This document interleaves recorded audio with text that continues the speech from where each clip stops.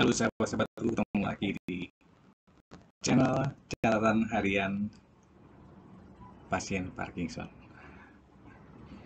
Ya, kesekian kalinya ketemu dalam video ini. Video yang sama masih di catatan harian dari aktivitas si Parkin. Tentulah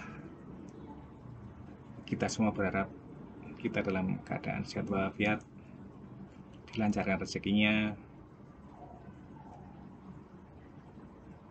dan senantiasa dalam limpah karunia Tuhan, sehingga kita bisa tersenyum dan bahagia.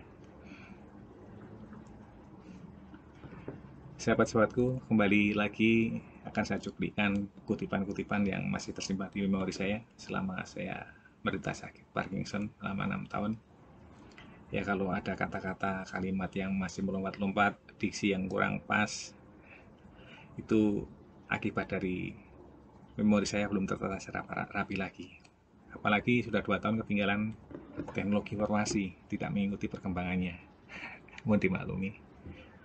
Dan rekaman video ini pun juga jadul ya. Pakai laptop tua dan pakai HP tua, tapi ada kameranya. Baiklah, hubungan antara personal sebagai bentuk hubungan sosial di dalam kehidupan masyarakat tentulah sangat diwarnai oleh karakter-karakter setiap manusianya. Ya saya, ya dia, ya mereka. Aku, dia, dan mereka. Aku, kamu, dia, dan mereka. Ya, begitulah. Pernahkah saudara-saudaraku ketika pulang dari bepergian atau dari kantor, di pagar itu ada tersangkut tas plastik, di dalamnya terisi makanan atau mungkin berisi sesuatu yang kita nggak ngerti dan tidak tahu pengirimnya siapa.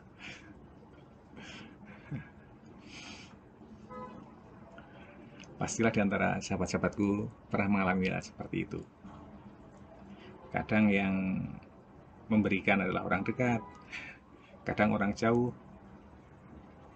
ya, karena rumah tidak ada yang di rumah kosong, maka disanggupkan di pagar. Ya, beruntung saja tidak ada kucing yang naik meong-meong dan melompat menggondol ya, mencuri makanan yang disanggupkan di pagar tadi. Atau mungkin ada guguk yang lewat. Tapi di kompleks saya nggak ada yang pelihara guguk. Ada tapi di kerangkeng.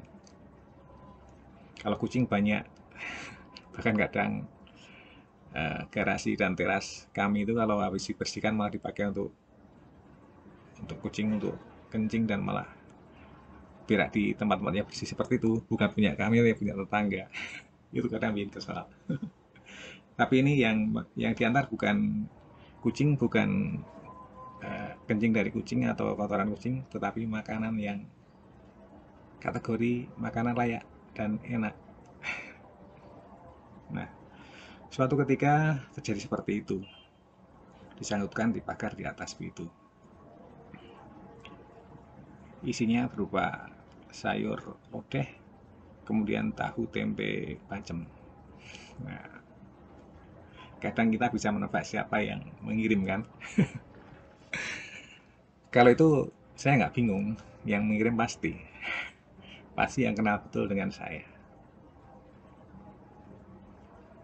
Iya, yang mengirim adalah utusan dari Blok B. Blok B itu Barito dari SMP 5. Karena ketika saya berkunjung ke sana, ketika masih ada di kantor pusat, mereka tahu kalau yang suka sayur lodeh, terong, tempe, dan sebagainya, tahu goreng, tempe goreng, bacem, dan sebagainya itu adalah sahabat-sahabatku di Blok B. Iya, karena ada karyawan yang rumahnya dekat dengan komplek kami, sehingga dititipkan dan disangkutkan. Saya hanya menebak isinya apa, sayur lodeh dan bacem, tempe, tahu. Oh, pasti. Kemudian saya SMS WA, benar, ya ucapan terima kasih, nggak salah tepat. Nah, suatu ketika juga terjadi pengiriman seperti itu, dan saya nggak ngerti dari siapa. Dan makanannya bukan makanan yang biasa saya makan gitu loh, sehingga saya tidak bisa nebak. Ya, saya nggak usah sebut nama, tetapi orang itu kenal dengan saya. Tapi saya tidak bisa eh, menebak dari siapa ini. Gitu ya. Ternyata ketika bertemu, bocor dari dia sendiri. Kemarin saya nyangkutkan tas plastik di pagar, masih enggak. Ya akhirnya tertebak bahwa samban yang mengirim gitu ya. Nah, ini bukannya sekali dua kali terjadi seperti itu. Dan sosok atau profil ini adalah seorang ibu di lingkungan kami yang ketika almarhumah masih hidup adalah teman dekat dari almarhumah istri saya. Begitu dekat, begitu kental persaudaraan mereka. Ya, dari masak bersama, ngobrol bersama, kalau arisan bersama, pergi-pergi dengan yang lain juga berencana bersama-sama gitu ya. Sosok itu adalah istri dari Bapak Petrus, namanya Bu Petrus. Iyalah, mosok istri Pak Petrus namanya bukan Bu Petrus. Bu Maria Magdalena, biasa kami sebut Bu Magda. Ya, tatkala kami kesulitan di dalam keluarga, ketika istri saya opnam, dan waktu itu Vanda belum belum bisa mandiri, dan Bu Petrus, Bu Magda mengatakan titipkan ke rumah saya saja, kan ada Mbak Wulan. Ya, sementara ketika istri saya opnam beberapa kali ketika cancer itu menggerogoti tubuhnya, saya titip anak saya ke Bu Magda. Ya, bukan hanya kepada keluarga saya, dia baik hati. Banyak keluarga-keluarga di Puri Bintaro Hijau itu yang pasti kepotangan budi dengan Bu Magda itu orangnya baik hati. Nah, selama saya menjalani sakit, sakit itu dijalani ya, menderita sakit lah, sakit itu diderita bukan dijalani. Ya, selama saya menderita sakit, Bu Magda sebagai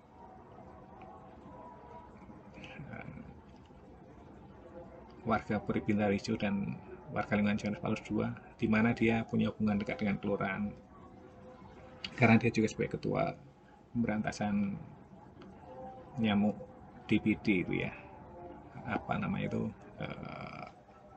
lupa saya, mengobati jentik-jentik ya itu. Dia punya hubungan dengan kelurahan. Kemudian tampaknya beliau memprogramkan atau ada semacam penghimpunan dana taktis yang dipergunakan untuk kunjungan sosial, tampaknya seperti itu. Sehingga ketika awal-awal beliau bersama dengan Bu Winarti, kemudian juga dengan Mbak Novi, Bu Maria Retno, Bu Agnes,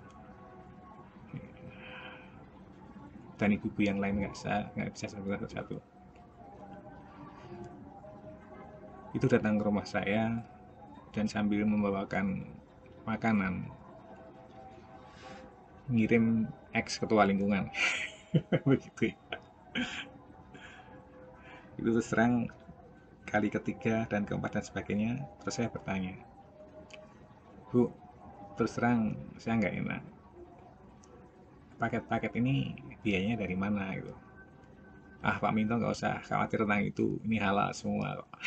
Halal ya, platformnya halal dan ada kok, karena ada.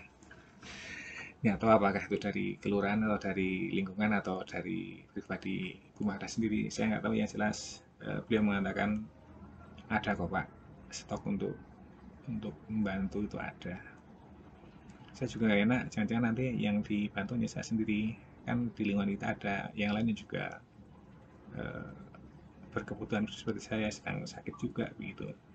Oh enggak, semua semua di apa istilahnya diperlakukan yang sama. Sama-sama anggota keluarga besar CP2 dan Puri Bintaro Hijau kok. Ya, begitulah. Dan bukti terus terangnya ringan tangan cekatan ketika ada sana ada famili, bukan famili ya, tapi ada tetangga, sahabat yang hmm, berkesulitan. Itu cepat sekali beliau itu memberikan pertolongan dengan mengajak teman-teman lingkungan. Nah dari situlah saya juga terenyuh dengan dan terharu, bersyukur banget ada sosok orang-orang seperti Petrus yang perhatikan orang-orang yang sedang dalam kesulitan. Kadang-kadang menjadi nggak enak karena menjadi seperti tergantung kepada mereka. Tapi mereka menganggap bukan berarti kami tergantung, tapi memang itu sudah ya apa ya, semestinya antar antar warga itu seperti itu gitu ya. Dan seringkali ketika menjelang sore atau lepas lohor gitu ya, sore hari, apalagi di masa puasa gitu kan, ada ibu-ibu yang datang ke rumah dengan motornya standarkan dan mengatakan, Pak ini dapat kiriman makanan dari Bu Magda. Selalu begitu beberapa kali, tidak hanya satu dua kali tapi sering seperti itu ya, karena dia tahu persis bagaimana kondisi saya dan rumah tangga saya, karena dia teman dekat dari almarhumah istri saya. Ya, bisanya saya berterima kasih karena ada orang yang sangat peduli seperti itu. Ya, begitu juga tidak kalah pentingnya seperti yang disebut di dalam video-video sebelumnya, itu ada sosok Bu Winarti. Ya, dia juga demikian. Kalau sedang masak itu juga sering mengirimkan, yang mengantarkan kadang Bu Win sendiri, kadang Bu Maria Retno atau Bu Narti datang ke rumah. Ya memang yang punya waktu untuk bertantang ibu-ibu, bapaknya banyak yang bekerja semua ya, pekerja kantoran sehingga pulangnya malam, sehingga di bidang sosial begitu yang jalan banyak yang ibu-ibu. Bukan berarti bapak tidak terlibat mereka, tetapi yang action di lapangan adalah ibu-ibu. Dan juga sering juga tetangga sebelah. Tetangga sebelah itu maksudnya Mas Donmol dan Mbak Novi. Itu juga sering sekali, dia juga teman dekat istri saya ketika masih Sugeng. Ya panggilnya Mbak Nuri gitu kan. Ya kalau sedang masa sedang ada apa gitu kan, selalu ingat pada kami.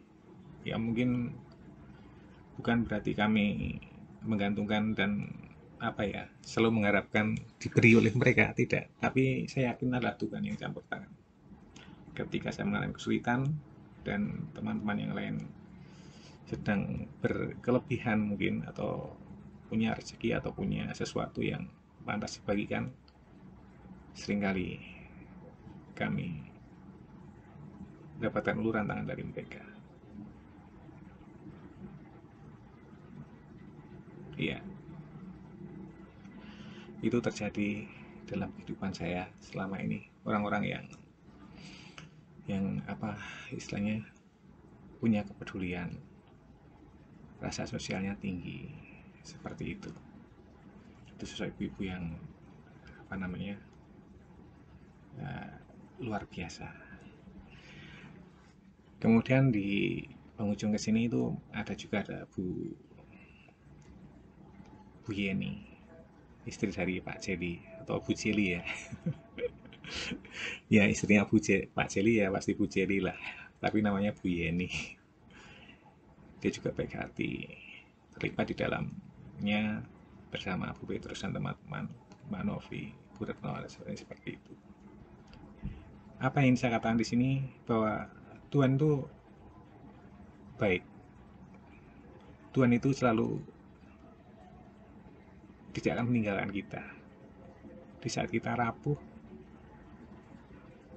kita dibangkitkan, kita ditegakkan lagi. Di saat saya sedang terpuruk, benar-benar terpuruk, Tuhan juga hadir di dalam rumah saya, di saya.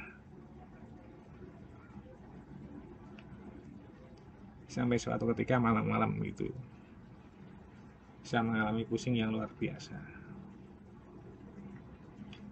Ya, saya bangunkan anak saya nggak terbangun karena saya di kamar dan teriak-teriak bangunkan. Serangan vertigo malam-malam. Ketika mata dibuka, dunia ini terasa berputar, membanting saya ke kiri ke kanan, jungkir balik itu rasanya itu. Kalau mata dibuka melek itu. Kemudian merem juga nggak bisa. Ya, kepada siapa saya mengeluh airnya? Ya kepada Tuhan, kepada dinding di kamar. Ya begitulah nasib ketika kita jalani sebagai single parent. Dan di rumah, walaupun ada anak, tapi seperti kadang nggak ada anak.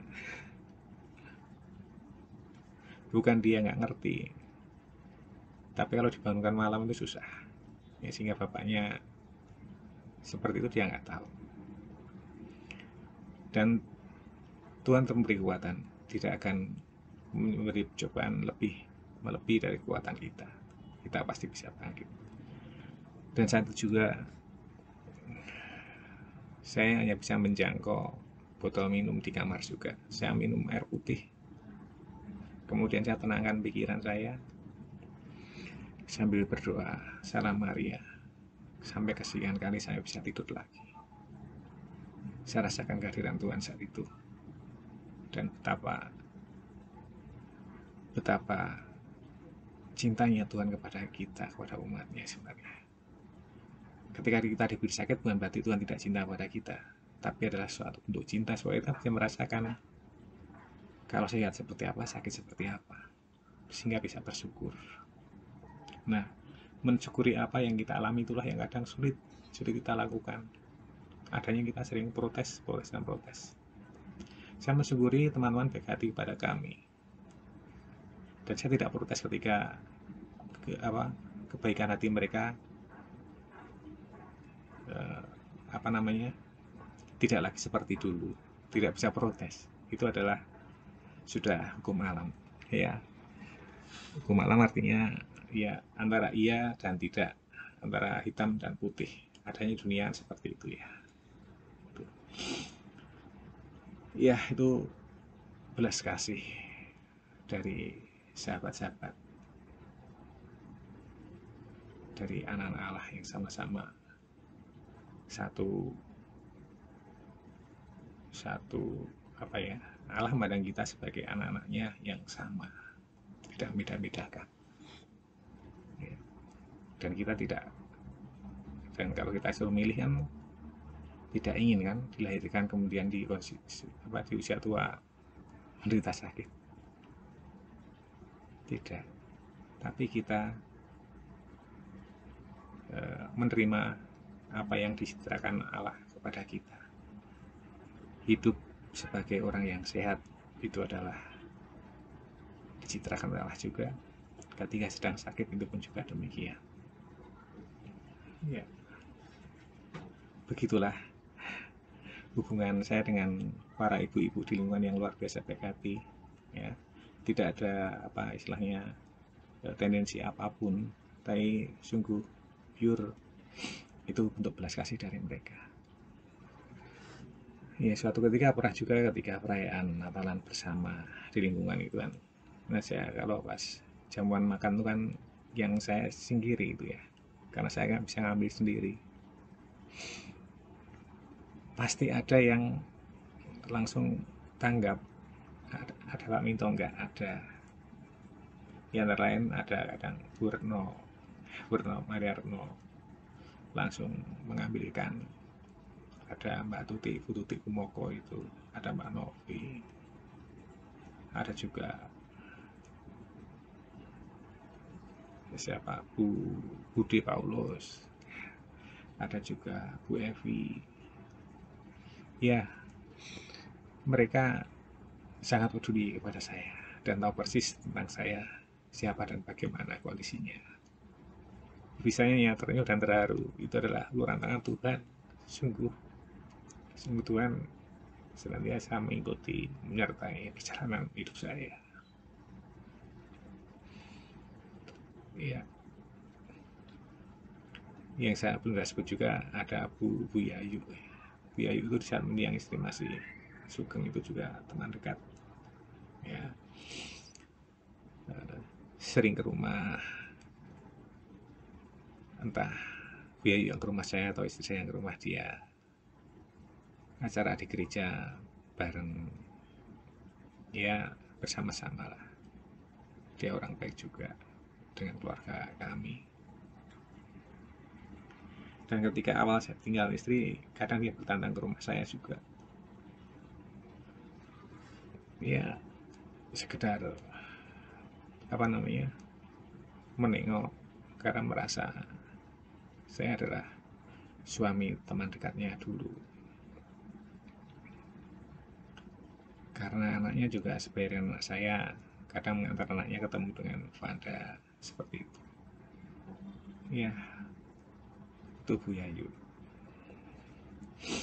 Nah, kemudian Bapak di komunitas CP2 itu juga, ya mereka baik hati, berbaik hati dan tahu tentang saya juga. Pertama saya ikut ketua lingkungan di periode 1 dan 2, sehingga dekat dengan mereka juga, bersepeda bersama. Ya, sosok Pak Ignas dalam bersepeda bersama ini yang selalu apa ya, eh, menghibur kami kalau ada beliau itu. Bukan karena kami senang di apa, dijajak ya bubur atau lontong sayur, bukan, tapi kebersamaan yang dibangun. Sampai-sampai suatu ketika saya pakai sepeda butut ya, sepeda butut di tengah jalan itu kan ambiar, sehingga saya boncengan dengan salah satu bapak sambil nonton sepeda itu. Nah, next hari berikutnya ketika liburan, pergilah kami bersama-sama ke toko sepeda ya, cari-cari, lihat-lihat sepeda lah. Dan beliau menanyakan, Pak Keling senang dengan yang itu? Ya kelihatannya cocok Pak, tapi saya nggak bawa duit. Nah, akhirnya dibayari dulu ya Mas Ignas. Itu yang masih saya ingat.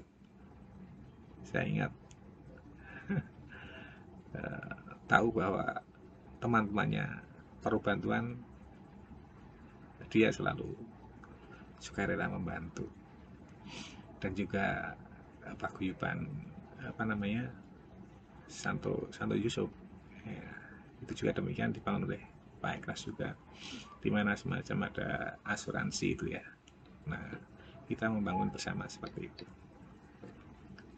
Kemudian juga Pak Donmo juga demikian. Ya, bapaknya luar biasa, memperhatikan teman-teman di lingkungan seperti itu. Kalau diceritakan nggak ada habisnya, satu persatu punya kelebihan masing-masing, yang semuanya juga apa ya, bentuk-bentuk dalam share kebaikan. Dan saya yakin itu adalah Tuhan yang bicara, Tuhan yang berperan menyapa, menyentuh, menolong dengan tangan orang-orang yang baik hati seperti itu. Itu di masa saya masih bisa nyepeda. Awal menderita sakit stroke ringan kan masih bisa nyepeda, dan jauh sampai ke JPG jalur pipa gas, dan jalur pipa gas JPG di daerah Ciputat sana. Itu rajin tiap minggu pagi itu bersepeda bersama. Ya, itulah dinamika dari sehat turun drastis tidak sehat, dan sekarang puji Tuhan karena doa teman-teman semua, sahabat-sahabat semua, mudah-mudahan up terus ya, membaik terus ya. Saya membangun positif thinking supaya bisa membaik terus, bisa recovery dan sehat kembali. Saya juga berdoa untuk sahabat-sahabatku, baik yang nonton video ini ataupun yang tidak, tetap saya doakan semua dalam bungkus warna yang sama, keluarga, sahabat yang kenal dengan saya doakan semoga tetap sehat walafiat dan senantiasa mendoakan Tuhan, dilancarkan rezekinya, dan juga senantiasa dalam limpah rahmat karunia dan kasih Tuhan. Amin. Ini tambahan cerita juga ya, nanti di video yang lain cuplikan-cuplikan dari yang tersimpan di memori saya akan saya ceritakan, saya dokumentasikan dalam video ini. Siapa tahu nanti jadi apa ya, semacam tinggalan dokumen dari saya yang bisa saudara-saudara baca, saudara lihat, saudara dengarkan kesaksian iman sebenarnya yang ingin saya sampaikan. Tapi di sana saya bentuk dalam sebuah channel catatan harian pasien Parkinson, yaitu si Parkin, yaitu si Minto Bedot. Mudah-mudahan bisa bedot lagi sehingga tidak sekedar tinggal namanya, tapi masih bisa bedot pas bedot dan mengalunkan lagu-lagu keroncong yang menghibur. Oke, sekian dulu. Jangan lupa klik tombol like, kemudian berikan komen dan subscribe supaya saya bersemangat juga dalam bercerita kepada sahabat-sahabatku dalam bentuk rekaman di video ini. Sampai jumpa lagi di video berikutnya.